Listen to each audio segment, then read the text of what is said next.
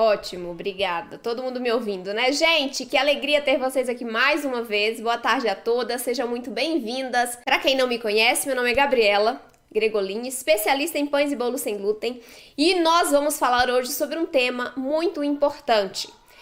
É muito difícil quando a gente, quando já é adulta, né, descobre que tem restrição ao glúten. Mas é mais difícil ainda quando a gente tem um filho com essa restrição, né? Eu não tenho filhos ainda, mas, né, quando eu vir a ter, talvez ela nasça com essa restrição por conta da minha herança genética, não é? Então, se você tem algum filho que tem restrição ao glúten, eu imagino que você já tenha passado por alguma situação que ele peça alguma coisa para você e você não sabe fazer, ou você não tem onde comprar para dar para o seu filho e ele fica com aquela vontade, né? Ou você sabe fazer, mas não fica tão bom o seu bolo, o seu pão pode ficar seco, sem gosto.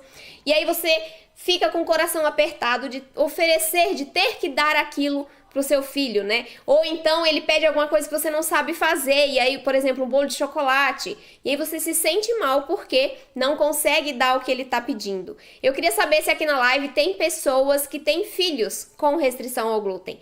Mamães que têm filhos com restrição, coloca eu aí no comentário só para eu ver, para eu saber se eu tô realmente conversando com você que tá aí do outro lado, só para eu saber se vocês têm filhos com restrição ao glúten, né, para tratar melhor sobre as dificuldades que vocês têm e o que vocês podem fazer para melhorar a alimentação deles, né? Chega de pão e bolo seco e sem gosto. Hashtag chega de pão seco. A Cris diz que não tem filhos, que é pro pai dela que descobriu a restrição aos 70 anos. Nossa, Cris. Então você também entende isso, né? O seu pai, imagina, você fazer alguma coisa ruim para ele consumir. Tem uma aluna minha, a Solidê, que ela faz, as primeiras vezes que ela fez bolo sem glúten, ela levou pro pai dela e o pai dela falou, sem glúten? Na verdade foi a mãe dela, o pai dela foi da Mariana, que não queria experimentar. Ah, sem glúten acho que eu não quero não, a mãe da Solidê. Depois que ela experimentou o bolo, era de cenoura, lembro até hoje. Toda vez que a Solidê ia pra casa dela, ela pedia pra levar o bolo, porque ela gostou muito. Então, você que passa por isso, que tem um filho, que tem um parente com restrição ao glúten, eu sei que você gostaria muito de poder proporcionar uma alimentação gostosa para eles, né? Então, por isso que nós vamos fazer essa live hoje. É muito triste, né? Principalmente para uma mãe ver seu filho pedindo as coisas, indo para as festinhas de aniversário e não conseguindo comer. E eu acredito que você que é mãe tenha sentido um desespero muito grande quando recebeu o diagnóstico do seu filho, né? Parece que o mundo, né? O mundo, a terra se abre, seus pés ficam meio que sem chão ali para sentir, porque você primeiro que você não está acostumada com esse tipo de produtos, né? A gente, quando não tem essa restrição, a gente não está acostumada a comer sem glúten, com exceção das pessoas que retiram por opção. Mas quando a gente recebe esse diagnóstico pra gente, é difícil demais. Para um filho, é mais difícil ainda. Então, eu sei o quanto é difícil e eu quero te ajudar a melhorar essa alimentação do seu filho, tá bom? Então, é isso que eu vou falar sobre isso hoje. Vamos falar por que você não consegue acertar as suas receitas, o que você tem que fazer para acertar as suas receitas então, tá? Mas, para que você consiga fazer, você precisa dedicar um tempinho. Tudo na nossa vida, quando a gente quer fazer alguma coisa realmente, a gente tem que dedicar um pouco àquilo, né? Um tempo, um pouco de energia, né? Uma dedicação maior ali, especial, para aprender a fazer aquilo. Não adianta você pegar uma receita na internet e replicar em casa. Nós já falamos sobre isso várias vezes. Quando a gente pega uma receita qualquer e replica sem conhecimento, as chances de dar errado são altíssimas, né? Na primeira vez ou na segunda vez. Então, quando a gente trabalha sem um conhecimento prévio sobre os ingredientes, sobre as farinhas principalmente, sobre como executar essas receitas, fica muito mais complicado a gente acertar. E às vezes a gente acerta, às vezes a gente erra. E quando você não conhece as coisas por trás da receita, você não consegue corrigir. E aí você acaba perdendo até o interesse de fazer aquele tipo de preparo, porque você erra, né? Não consegue acertar os seus preparos, você se decepciona, perde ingredientes, decepciona sua família, seu filho, sua filha. E isso acaba te causando uma insegurança de continuar fazendo aqueles tipos de preparos. É importante que você entenda que cada ingrediente ele contribui de uma maneira muito específica para cada receita. E ele não contribui sozinho com uma característica. Na verdade, ele contribui com várias. Por exemplo, né, um exemplo clássico que eu sempre uso é o açúcar. Muitas pessoas acham que o açúcar só serve para adoçar os pães e os bolos, né? Ou outros tipos de receitas. Mas, na verdade, ele tem uma função essencial. Na verdade, são funções essenciais nas nossas massas. Ele vai trazer maciez, umidade, ele ajuda na coloração, ele ajuda no volume, ele ajuda na estrutura das massas. Então, um ingrediente só, ele não entra para contribuir com uma função. Geralmente, nós temos várias funções associadas. Por isso que conhecê-los é tão importante, né? Porque quando a gente não sabe para que serve o açúcar, a gente faz substituições equivocadas, por exemplo. Né? Eu posso trocar. Hoje mesmo eu recebi essa pergunta no YouTube. Eu posso trocar o açúcar desse bolo por adoçante? Pode. Mas não é só fazer essa troca. A gente tem que conhecer o ingrediente para saber o que precisa ser alterado na receita para que a receita dê certo. Porque se a gente faz uma troca de açúcar por adoçante e não faz nada para melhorar aquela receita, nós vamos ter um bolo baixinho, um bolo seco, um bolo branquinho, né, que não vai ficar tão dourado porque não tem o açúcar para caramelizar. Então, sim, é importante você conhecer os ingredientes. É importante porque quando você erra uma receita, você vai saber por quê e, melhor, vai saber como corrigir, tá? É muito importante que você entenda isso. Eu sei que muitas pessoas só querem a receita. E quando a gente tá começando, né? Quando a gente tá começando, isso que a gente vai fazer, é natural. A gente, eu tenho restrição ao glúten. O que eu faço agora? Vou pra internet buscar uma receita. É normal de a gente fazer isso. O problema é que quando a gente faz isso sem conhecimento, a gente erra muitas vezes a receita. Eu tive essa experiência, eu errei muito as minhas receitas. A Mari, minha aluna, também teve essa experiência. A Mari tem 2 filhas alérgicas e ela passou 4 anos da vida das filhas tentando acertar uma receita de bolo. Ela tinha 3 sabores de bolo que ela fazia, que ela conseguia acertar um pouco. Só que, segundo ela, os bolos dela ficavam secos, farelentos. Quando você apertava assim, né, moía tudo, despedaçava inteiro, porque eles não tinham liga, faltava ali ingredientes. Então ela passou 4 anos tentando fazer uma receita que as filhas gostassem, né, tentando fazer bolos. Pães ela até desistiu de fazer, porque ela não conseguia acertar. Então, eu não quero que você também desista. Eu quero que você consiga proporcionar para o seu filho, para o seu pai, né, para sua irmã, receitas saborosas, né, que ela sinta prazer também em consumir aquilo, porque é tão chato quando você, por experiência própria eu tô falando, tá? Quando você vai a algum evento, vai à casa de alguém, né, e tem tudo ali para todo mundo, menos para você. Então você senta numa cadeira, fica olhando e o pessoal comendo e você olhando. Isso é muito ruim. E quando você sabe fazer, quando você faz bolos gostosos, pães saborosos, macios, fofinhos, você leva os seus preparos, né? Eu falo, olha, eu vou deixar aqui longe, claro, dos produtos com glúten, para eu poder consumir junto com vocês. Então a gente faz partilha das coisas, a gente compartilha com os amigos, com a família. E se você não sabe fazer, além de não poder proporcionar dentro da sua casa essa alimentação, fora vai ser pior ainda, não é mesmo? Então é muito importante que você aprenda. A Mari, ela aprendeu, né? Ela fazia essas 3 receitas de bolo, esses 3 sabores, e ela aprendeu. Mas por que ela consegue hoje fazer pães, bolos, vende também, ela faz para a família, né? Ela vende os produtos dela. Por quê?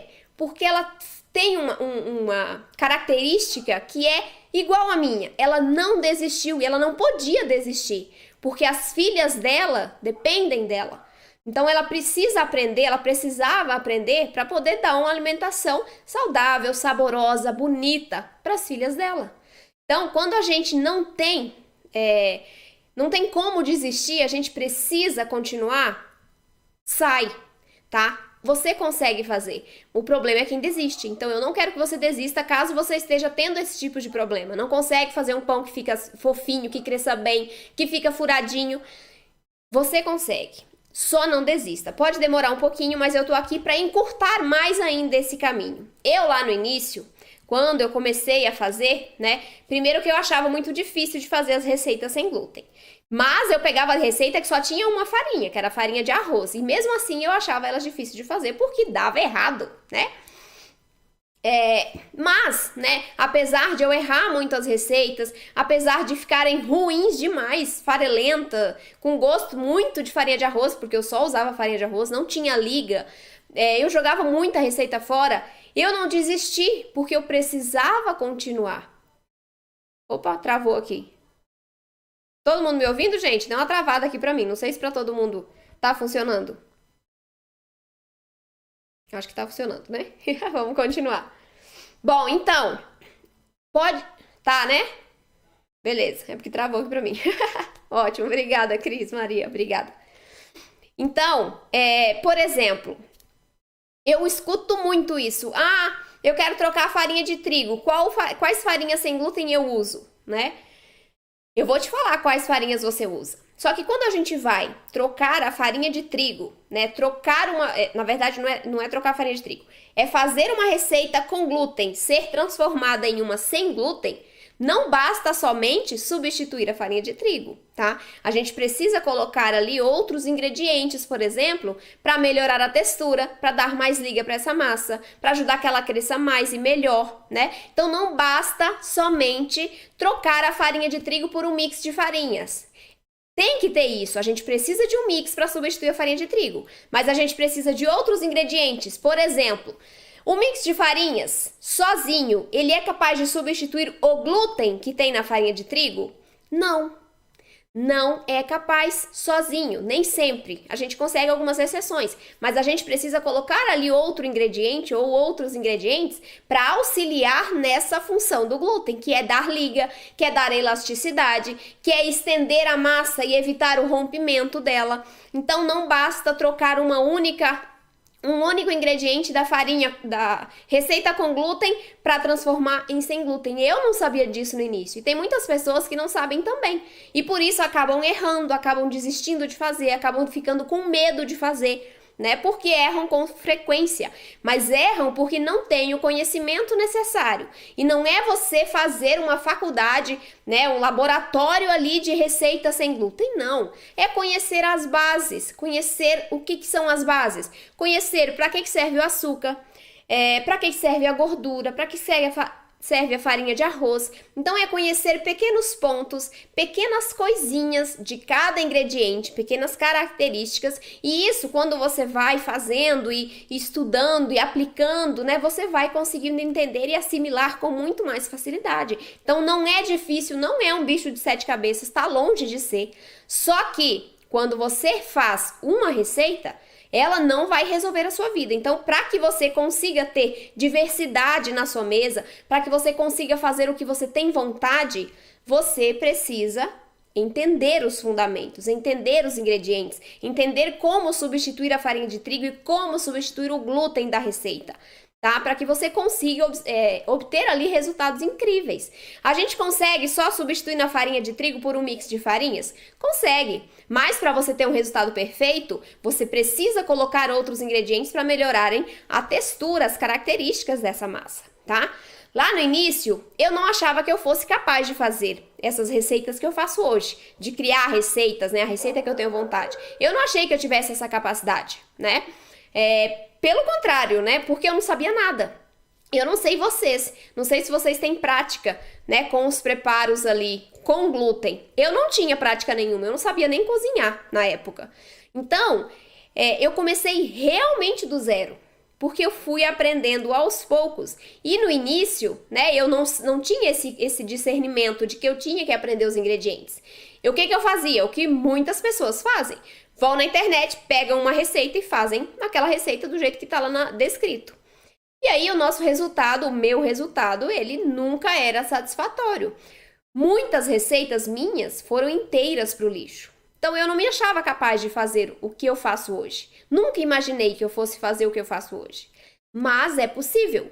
E o meu ponto em comum com a Mari é que nós não desistimos. Então, apesar de todos os percalços que nós enfrentamos no caminho, nós não desistimos. A minha caminhada foi muito mais longa do que a sua pode ser, né? Eu tô aqui para encurtar essa sua caminhada, te dar somente o que funciona, as dicas, os pulos do gato, né?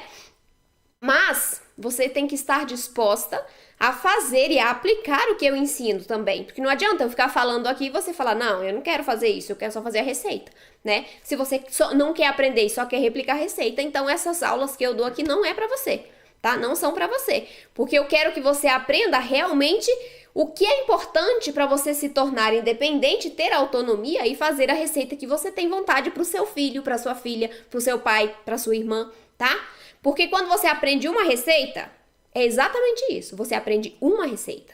Quando você aprende os fundamentos, você aprende a fazer qualquer receita.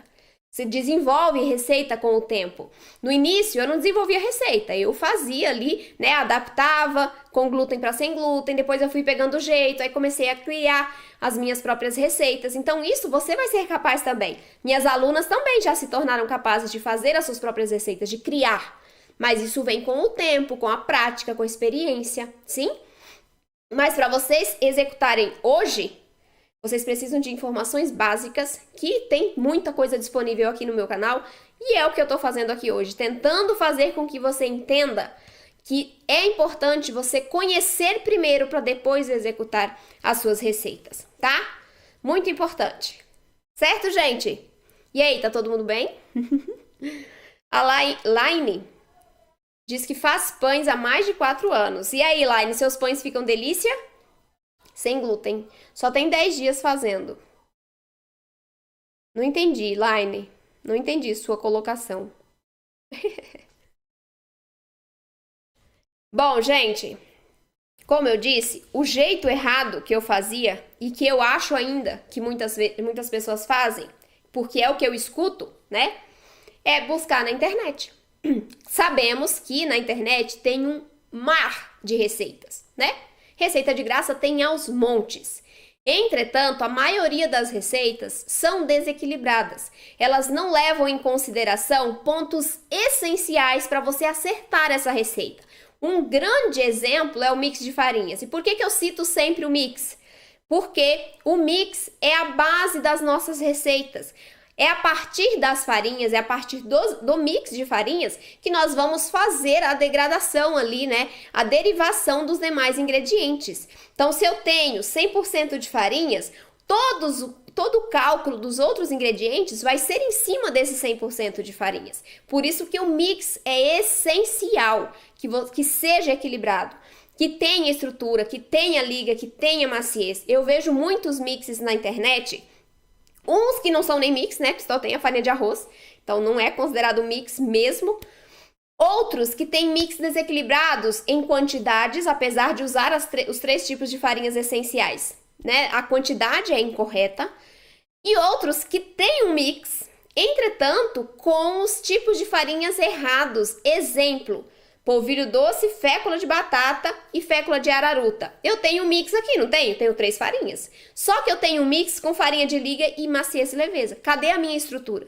Para eu fazer um pão, para eu fazer um bolo, que são massas que são pesadas e eu preciso de suporte quando elas crescem dentro do forno, eu preciso de estrutura. Só os ovos, só o açúcar não serão suficientes para me darem essa estrutura. Por isso que quando eu tenho um mix desequilibrado, a minha massa sobe e desce. Então, eu tenho um bolo solado, um pão que baixa, porque o mix está desequilibrado. Quantidade de líquidos, isso é muito importante. Tem muitas pessoas, né, a maioria das receitas, na verdade, que tem na internet, elas falam assim, 100 gramas de leite, 100 gramas de água. Aí pode ser que seja em algum vídeo, a pessoa ensina a fazer lá, a receita deu exatamente a mesma quantidade de líquido. Só que ela esquece de falar o seguinte: adicione aos poucos para você não perder o ponto da massa.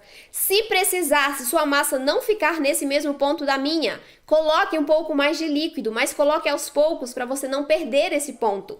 Se ficou mais seca, se ficou mais seca, coloca mais líquido. Se ficou mais líquida, coloca um pouquinho do mix de farinhas, mas você não pode colocar 50 gramas de farinhas a mais, porque senão vai dar interferência no resultado final. Ninguém fala isso nas receitas. E esses são pontos que são extremamente importantes. É aí que você erra em casa. É nesse momento, na hora de colocar o líquido, por exemplo, a sua farinha absorve os líquidos de maneira diferente da minha. Então, a sua pode absorver mais do que a minha. E aí sua massa vai ficar seca, o seu resultado final vai ficar seco. Substituição. Quando você substitui uma farinha pela outra, a quantidade de líquidos pode ser alterada. Porque uma farinha vai absorver mais porque tem mais fibras, por exemplo, e ninguém fala isso na sua receita. E como você não tem o conhecimento, você só está replicando aquela receita, você acha que aquela quantidade de líquido sempre vai ser a mesma, independentemente da farinha que você for utilizar. Consequentemente, o seu resultado final vai ficar ruim, seco, farelento, duro, não cresce bem, fica embatumado, pesado, né? Então, é isso que você precisa entender, que isso você vai ver nos meus vídeos, tá? Não sou eu falando aqui. Você vai ver em todos os vídeos que eu tenho publicados, eu mostro o ponto da massa, eu falo sobre a adição aos poucos do líquido, eu mostro ali exatamente como você deve deixar a sua massa em casa. Independentemente da farinha que você esteja utilizando, aquele será o ponto. Exemplo, na minha massa, eu coloquei, hoje, por exemplo, hoje eu fiz pão francês, o pão francês que tem no canal. Só que eu troquei a farinha de arroz branco por farinha de arroz integral. Eu coloquei a farinha de arroz integral que tem mais fibras. O que acontece quando a gente põe a farinha de arroz integral na receita? Ela vai absorver muito mais do líquido da massa, mas eu tenho que deixar a minha massa no mesmo ponto de hidratação que eu mostrei na massa com a farinha de arroz branco, por exemplo.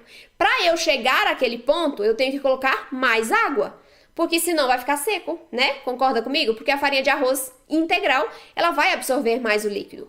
Se ninguém te fala isso, que quando você troca a farinha, você pode precisar de mais líquido, você vai deixar no mesmo ponto, com a mesma quantidade de líquido, e seu resultado final vai ficar seco, não vai crescer bem, vai ficar duro, tá? Então, é importante, tá vendo? Que não é só você conhecer, pra que serve a farinha de arroz? A farinha de arroz tem mais amido ou mais fibras? Não é isso. Não só isso, né? Isso você precisa entender, porque aí a partir disso você vai conseguir ter essas sacadas na hora de fazer a receita. Bom, se eu troquei uma farinha que é branca, que não tem fibras, por uma farinha que tem fibras, eu preciso ali aumentar um pouquinho o líquido, senão minha massa vai ficar seca. Então é esse conhecimento que você tem que ter. E você vai ter a partir do momento que conhece os ingredientes e que pratica em casa. Você tem que aprender um pouquinho. Eu sempre falo isso para as minhas alunas. Aprende um pouquinho, aplica um pouquinho. Aprende um pouquinho, executa um pouquinho. Porque aí você vai vendo aquilo que você aprendeu na prática, você assimila muito mais rápido, você aprende muito mais rápido. Tá? Então isso é muito importante. E você sempre aprenda e aplique, certo? Quando a gente está fazendo receitas que pega na internet assim, existem dois grandes problemas. O primeiro, quando você erra, essas receitas, é por dois problemas principais. Primeiro, ou o problema está em você. O que significa isso? Ou você está cometendo algum erro durante a execução da receita, é uma possibilidade, tá? Porque a gente, às vezes, erra o ponto de hidratação, que não depende necessariamente da receita, depende mais de você. Às vezes, a gente erra a temperatura do forno, o tamanho da forma a gente troca. Então, erros que nós cometemos ao fazermos as receitas. Isso, sim, vai também trazer prejuízo no resultado final. E o segundo erro principal é o erro na formulação da receita. Então, a receita já vem para você errada, desequilibrada. E aí, se você não tem o conhecimento sobre os ingredientes, não vai adiantar você fazer tudo certo em casa, porque o resultado não vai ficar bom. Porque o problema está na receita, tá bom? E para você conseguir acertar, então, as suas receitas em casa, você precisa entender 3 pontos principais. Primeiro, você precisa conhecer os ingredientes. Eu sei que eu friso muito isso, mas é porque ele é essencial para você conseguir fazer suas receitas perfeitas, tá? Você precisa conhecer os ingredientes, os fundamentos das receitas sem glúten. Exemplo, meu Deus, por que eu tenho que aprender as funções dos ingredientes? Porque você precisa saber que quando for trocar farinha de arroz por farinha de amêndoa, o seu bolo vai desandar. Porque são farinhas que pertencem a grupos diferentes. Porque você tem que saber que quando você trocar o óleo vegetal, o óleo de girassol, o óleo de soja, que seja, Ai, gente, perdi o outro nome do óleo. Canola, né? Esses óleos comuns de cozinha. Por óleo de coco, a sua receita pode ficar pesada, embatumada, gordurosa, se você trocar na mesma proporção. Então é esse o conhecimento que você precisa ter. São essas nuances, pequenas nuances, que fazem total diferença no resultado final, tá? É muito importante que você entenda.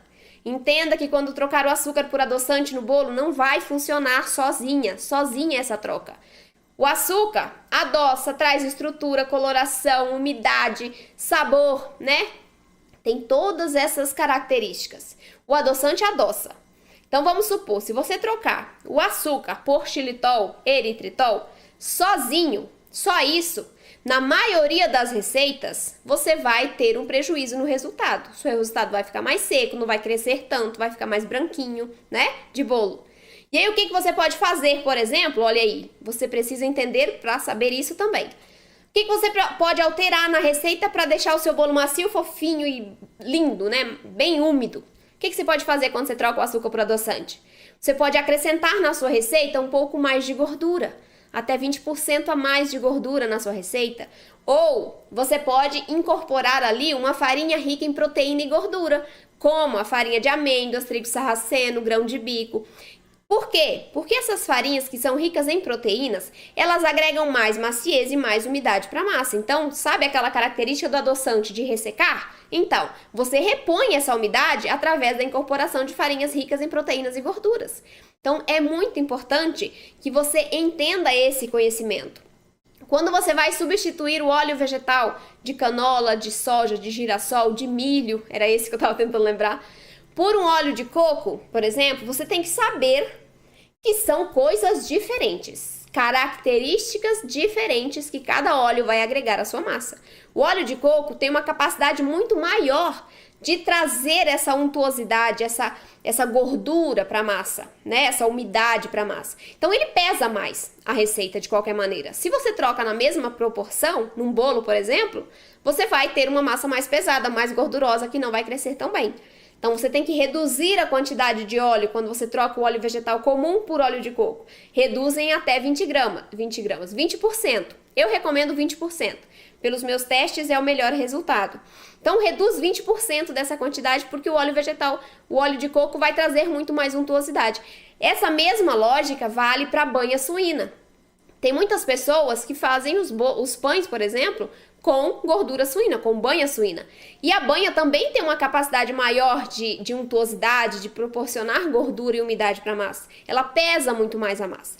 Então, também você vai reduzir 20% dessa quantidade para você ter um resultado final maravilhoso, tá? Então, são esses pontos que são muito importantes e que você precisa entender. Como que você substitui o glúten? Ah, mas eu troquei a farinha de trigo por um mix de farinhas. Beleza, ótimo, tem que ser assim.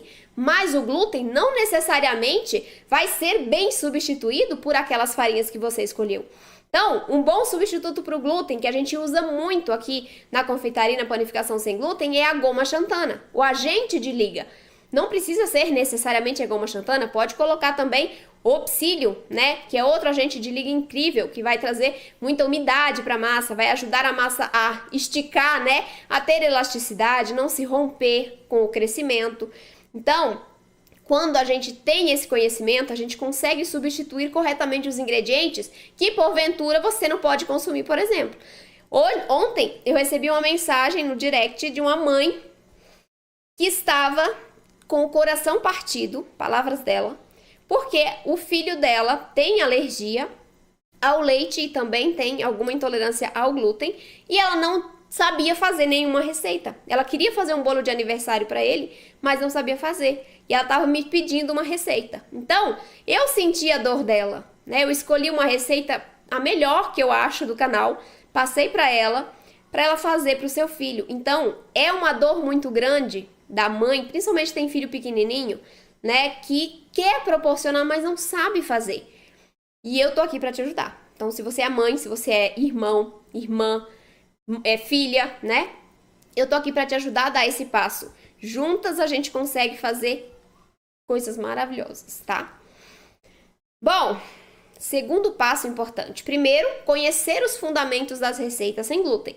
Segundo, organizar. E aqui eu já trato da receita. Só beber uma água aqui. Perdão. Você precisa organizar. Quando eu trato de organização, eu estou tratando da organização dos ingredientes. Então, você vai separar os ingredientes pedidos na receita, vai pesar esses ingredientes corretamente, tá? Vai preparar o seu forno, por exemplo. Ligue para pré-aquecer o seu forno a 180 graus para fazer o bolo, por exemplo. Você vai lá, liga seu forno antes de executar a sua receita.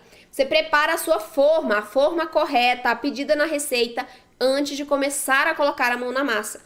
Isso é se organizar. Principalmente quem está começando e não tem prática, se deixa para fazer tudo na hora de executar a receita, você vai se enrolar.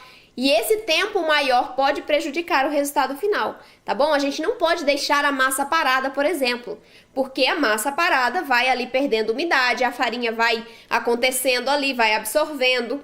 O agente de liga também, e a gente tem alteração no resultado final quando deixa essa massa parada por muito tempo. Então, organização é essencial para que você consiga fazer corretamente a sua receita e o seu resultado fique perfeito também. E o terceiro ponto muito importante é exatamente na hora de executar. Muitas pessoas pegam a receita, né, na descrição do vídeo, não assistem o vídeo, não veem o modo de preparo da receita e aí simplesmente pega a listagem de ingredientes, vai para sua cozinha e executa. Com uma lista de ingredientes, eu não sei qual é a ordem que eu tenho que colocar aqueles ingredientes na massa. Eu não sei qual é o tempo que eu tenho que bater a massa entre cada adição de ingrediente. Então, ter um modo de preparo bem definido é essencial para você acertar também. Nossa, mas eu preciso seguir o modo de preparo, a ordem de adição? Precisa, e eu vou te provar por quê. Olha só, você está fazendo seu pão. Como é que você faz seu pão sem glúten geralmente? Coloca ali as farinhas na batedeira, mistura tudo na batedeira, certo? Eu faço assim, pode ser a mão também, não tem problema. O importante é você focar na ordem. Você colocou as suas farinhas na batedeira e vai colocar os demais ingredientes. E você começa por qual ingrediente? Pelo óleo. Coloca a farinha, o óleo junto com a farinha, mistura aí, depois vai colocando a água, os ovos e os demais ingredientes. Você errou ali. O seu bolo vai ficar, o seu pão vai ficar seco. Por quê? Porque quando eu coloco óleo nas farinhas, o que acontece com elas? Elas vão receber uma película de óleo, uma película de gordura nas suas partículas. As farinhas vão ser envolvidas pelo óleo. Isso vai acontecer o quê? Óleo e água se mistura? Só para eu saber, não. Óleo e água são immiscíveis, são alimentos, ingredientes que não se misturam. A menos que tenha ali outro ingrediente para misturar, por exemplo, a lecitina que está na gema do ovo, que ajuda a misturar esses ingredientes. Mas gordura e água não se misturam. Quando eu tenho gordura envolvendo a minha partícula de farinha, eu vou fazer o que com a minha água? Repelir. Quando eu repilo a minha água, eu deixo a minha farinha seca, sem hidratação. Se eu tenho uma farinha sem hidratação, o meu resultado final também vai ficar seco e sem hidratação. Concorda comigo? Então, olha só, a alteração na ordem de um ingrediente pode te fazer perder a receita. Porque o óleo vai envolver a farinha não vai absorver os líquidos de maneira correta e o resultado final vai ficar seco. Então, perceba, é muito importante seguir um modo de preparo, seguir o passo a passo, executar corretamente essa receita, observar qual é o tamanho da forma. Nossa, mas até o tamanho? Sim, por quê? Vamos supor que você está fazendo um bolo e a receita pede uma forma de 20 centímetros de diâmetro, 20 centímetros de diâmetro. Mas você não tem uma forma de 20 centímetros. E o que você faz? Você pega uma de 25 e coloca a mesma massa. Vamos lá, 20 centímetros por uma de 25, tá? A mesma quantidade de massa. O que vai acontecer com essa massa quando você colocá-la numa forma maior? Ela vai ficar mais baixinha, concorda? Dependendo da quantidade de massa que fique na forma, ou seja, se ela ficar muito baixinha, muito abaixo da metade da forma, o que vai acontecer? Eu não tenho massa para crescer. Meu bolo vai ficar baixinho também. Outro problema, quando eu tenho uma forma muito larga, eu posso ter dificuldade do centro da minha massa de ficar firme. Se eu tenho muita massa numa forma grande, eu tenho ali uma área de aderência longe uma da outra, né? O diâmetro da forma é muito longo. Então, ali no centro da minha massa, eu posso ter uma massa que não vai assar tão bem, porque eu tenho muita massa numa forma muito grande. E também eu posso ter um problema ali de crescimento, de estrutura mesmo da massa, porque eu não tenho aderência para a massa subir. Claro, ela tem estrutura ali com as farinhas, mas a lateral da forma também auxilia nesse crescimento, porque a massa vai aderir a essa lateral da forma, vai subir grudadinha, isso vai ajudar no suporte. Né? Se eu tenho uma forma muito grande com muita massa, eu tenho um problema ali, eu posso ter uma massa que afunde no meio, tá? Um bolo que afunde no meio. E se for ao contrário, se eu tenho uma massa em excesso dentro de uma forma pequena, o que vai acontecer? Né? Vulcão, vai por cima. Sai tudo pelas laterais da forma. Então, o tamanho da forma não pode ser negligenciado. A temperatura do forno não pode ser negligenciada. E isso você vai fazer lá durante a organização dos seus ingredientes, da sua forma, ligando o seu forno para pré-aquecer. E depois, durante a execução da receita, você já vai ter tudo preparado, para você não deixar a sua massa parada. Deixou a sua massa parada por muito tempo, eu tenho prejuízos no resultado final. As minhas farinhas vão continuar absorvendo os líquidos, eu vou perdendo umidade para o ambiente. Isso tudo interfere na qualidade do seu pão, na qualidade do seu bolo, tá? E aí você pode oferecer para o seu filho, para o seu irmão, para sua irmã, um bolo seco, um pão seco, que no dia seguinte vai estar parecendo uma pedra de duro, porque eu perco umidade, tá?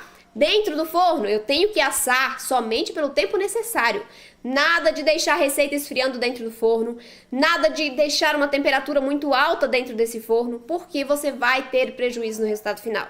Assou seu pão, assou seu bolo, eles esfriaram, tá lindo. Não deixa exposto ao ambiente, porque também vai ter perda de umidade durante esse tempo que o seu pão, o seu bolo ficam expostos ao ambiente. Você precisa vedá-lo do ambiente. Então coloque dentro de um pote bem fechado, dentro de sacos de congelamento. Congele esse pão, de preferência no mesmo dia que você fez, principalmente se for um pão mais sequinho, por exemplo, o pão francês, para que você no outro dia tenha as características do dia que você fez a receita. Tá? Então todas essas são dicas, são pulos do gato, são coisas que você não vai ver nas receitas que você vê na internet. Isso é o que eu quero passar para você, porque é isso que importa quando você for executar uma receita, é isso que vai te fazer acertar ou errar uma receita, não é a receita em si. Você precisa saber fazer essa receita corretamente para que ela dê certo, concorda? Então, conheça os ingredientes, conheça, organize-se, execute corretamente, siga o modo de preparo, para que você também seja capaz lá na frente de criar as suas próprias receitas, assim como eu sou hoje. Tá? Eu quero isso para você, eu quero que você consiga oferecer para o seu filho, para o seu pai, para sua irmã, um pão gostoso, um bolo saboroso, fofinho, que cresça bem. Eu quero isso para você, porque eu sei qual é a sensação de não ter isso e de ter isso. Então eu quero que você tenha isso também, tá bom, gente? E outra coisa, a última coisa, por enquanto, não seja uma replicadora. Para de pegar receita aleatória na internet. Esses dias a Cíntia, uma seguidora aqui do canal, me falou o seguinte: eu assisti um vídeo de uma pessoa, de uma outra chefe, e ela falou assim: para de seguir muita chefe, muito canal. Escolhe um e segue naquele caminho. Ela falou: você tá certa, vou seguir mesmo. Aí ela começou a ficar só comigo. E por que isso é importante? Porque quando você atira para todos os lados, você não acerta nada, certo? Quando você não tem uma meta, um foco, qualquer caminho serve. E nem todo caminho vai ser, né, tão satisfatório, com coisas tão gostosas. Então, pega um método. E por que isso é importante? Porque cada pessoa tem um método, tem um jeito de fazer receita, tem um jeito de criar as receitas. Então, pega uma que você se identifique bem, né, que você concorde com o que ela fala, né, com as receitas que você já testou, que funcionou. Pega essa e siga, tá? Não fica pegando de todo mundo, porque aí você acaba que, né, não faz nenhuma direito, não aprende nenhuma direito e acaba isso te prejudicando. Então, pega uma, segue e vamos lá, tá? Se você me escolher, ficarei muito feliz de te ajudar. Vamos para as dúvidas agora, gente? Oi, Rejane, bem-vinda. Vamos para as perguntas aqui agora do chat. Deixa eu subir aqui o Instagram.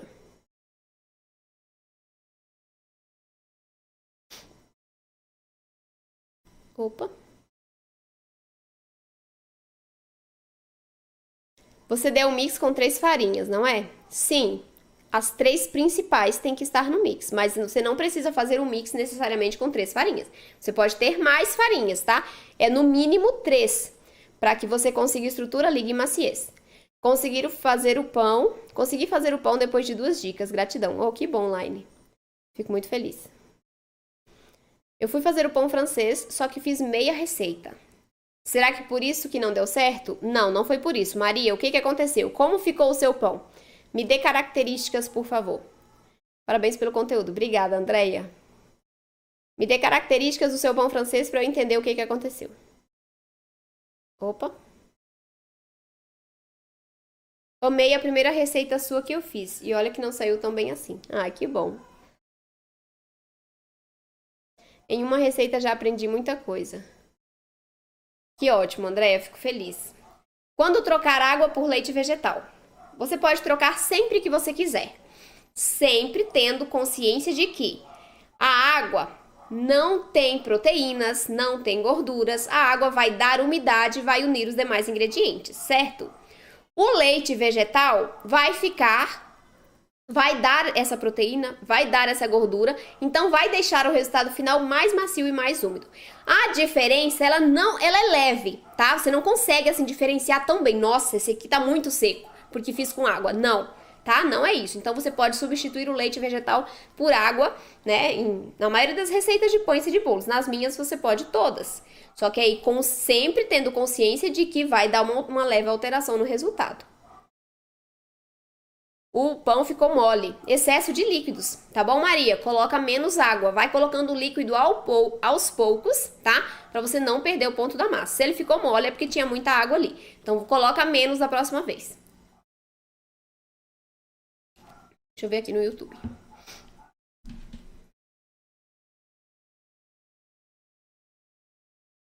São Ramos. Pude dar um mix de farinhas, por favor? Aqui no YouTube tem vídeos com mix de farinhas para pães e para bolos, tá bom? Só que tem esse mix que não serve para todas as receitas, certo? Porque cada receita é de um jeito, então não serve para todas, o resultado final é diferente. Mas nas minhas receitas eu não uso um mix único. Eu sempre vario quantidades, tipos de farinhas. Então tem esses 2 vídeos que você pode dar uma olhada no canal para você assistir, tá? Pegar o mix e testar nas receitas suas. Só para registrar meu agradecimento. Sua dica de água dentro do forno me ajudou numa receita de carne suína antes de ontem. Olha, arrasou, Cris. Isso aí, adaptação. Olha aí, que bom. Eu substituí a farinha de trigo pela sem glúten em um bolo de banana e adicionei um pouco mais de líquido. E o meu bolo ficou lindo no forno e depois murchou. Marli. Marli, pode ser que tenha ido líquido demais, né? Ou qual foi o mix de farinhas que você usou? Né? Tem que ver quais são as farinhas que você utilizou, quais as quantidades, tá? Tem tudo isso pra gente avaliar, pra ver por que seu bolo murchou, tá? Pode ter sido interferência, por exemplo, se você abriu a porta do forno antes do tempo, aí o choque térmico fez a massa baixar. Então a gente tem que avaliar exatamente o que pode ter acontecido com a sua receita. Boa noite, sempre fico na dúvida quando coloco uma farinha de oleaginosa em um mix. Tenho que diminuir a quantidade de gordura? Valéria, depende da quantidade de oleaginosa que você está usando, tá? Nas minhas receitas, como vai uma quantidade bem pequena, num bolo, por exemplo, eu uso uns 30, 40 gramas, no pão também, então é uma quantidade muito pequena, não faz diferença, você não precisa reduzir a quantidade de gordura. Agora, se você vai colocar 100, 120 gramas, aí é importante reduzir um pouquinho, tá? E aí a recomendação depende da quantidade de farinhas que você está utilizando, de farinha de oleaginosa, tá? Aquelas receitas low carb, por exemplo, né, que só vão farinhas de oleaginosas, de coco, um pouco, nem necessita de gordura, porque é só gordura que tem ali, né, nessas farinhas. Então tem que avaliar, na verdade, qual é a quantidade de farinha de oleaginosa que você está adicionando. Tem receita de massa de pizza sem glúten? Tem sim, Andréia. No Instagram tem, no YouTube também, tá? Só pesquisar lá no canal, pizza sem glúten que tem. Ou pesquisa no YouTube, pizza sem glúten, Gabriela Gregolin, que você vai achar. Aonde você gosta de esquentar o pão congelado? Vamos lá, Alicia. Eu gosto de colocar direto na minha sanduicheira. Eu sempre faço isso com a fatia congelada, porque eu congelo em fatia, tá? E aí eu tiro só que eu for consumir, coloco na sanduicheira, ali rapidinho, só a luz apaga e acende ali, né? Já tá maravilhoso. Ou você pode colocar no micro-ondas também, mas o meu jeito preferido é na sanduicheira, porque eu congelo em porções, em fatias, tá? Quando você congela inteiro, você tem que descongelar ele na geladeira por 24 horas. E aí depois sim você pode colocar na sanduicheira. Ah, é uma delícia na sanduicheira, né? Eu tava com um pão brioche até hoje, fatiado no freezer, aí hoje eu comi a última fatia. Nossa, gente, pão brioche na sanduicheira é uma delícia. Fiz um pão hoje sem glúten e coloquei no meu mix de farinha, farelo de aveia. E ficou muito bom. Que bom, Conceição! Isso aí, gente, tem que ir testando mesmo. É isso, gostaria de agradecer a presença de todos aqui. Beijo no coração, fiquem com Deus. Tchau, tchau.